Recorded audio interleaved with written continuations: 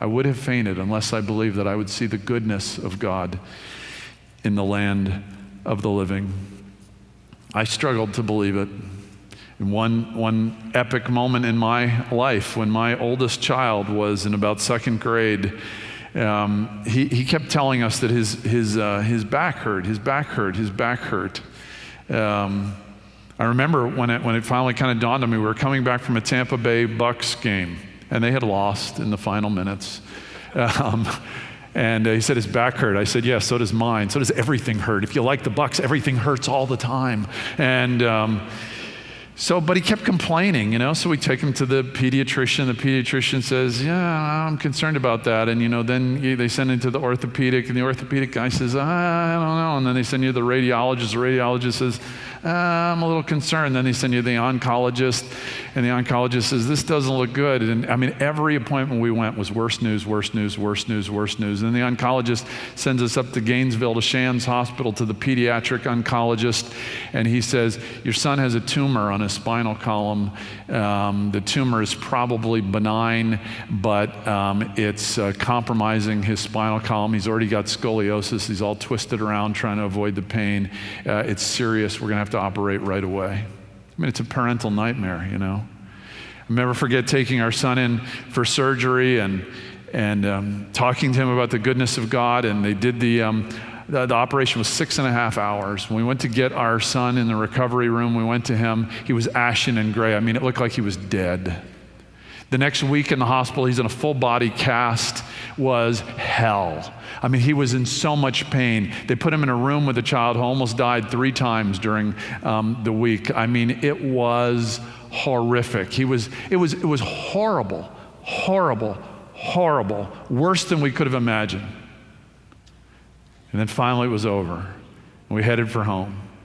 And the grandparents had flown down from Chicago, and they bought him a new bike, and his sisters had done all this, chalk all over the driveway, and other kids in his class had welcome banners, and we were cooking steaks in the front. The sense of relief in our family was palpable. We had dodged this horrible bullet, and all was going to be well again. Yeah, he's in a full body cast, but he's on the road to recovery, and this nightmare is over. And as I'm literally grilling steaks outside, my wife says, the surgeon's on the phone. And I go in the house and I take the phone, and the surgeon tells me, we didn't get all the tumor. We have to do it all over again. Literally, I can hear outside the room I'm in, the laughter, the relief, the joy. Hell is behind us. And I wasn't real happy with the surgeon, but I was not happy at all with God. And so I went into the Holy of Holies, the bathroom, the only place in the house where there's sanctuary. And I remember just saying, all right, we know what the deal is here. I know that I'm a fraud, and I'm a pastor of a church, and I'm a fraud. You know it, and I know it, and you've got business to do with me, so you're striking at me because you got to knock me down, because you got to get my attention, because you got to change my life, but leave my son out of it. What's my son done? And I will stand between my son and you. You may not do this to my boy.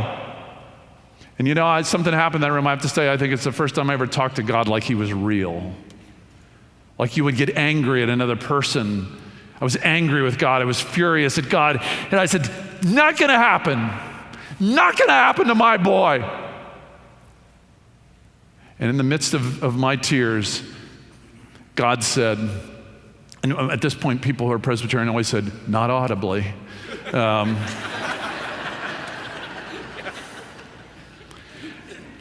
God said, you're such a twit. You think you need to stand between me and your boy? I stand between you and your children.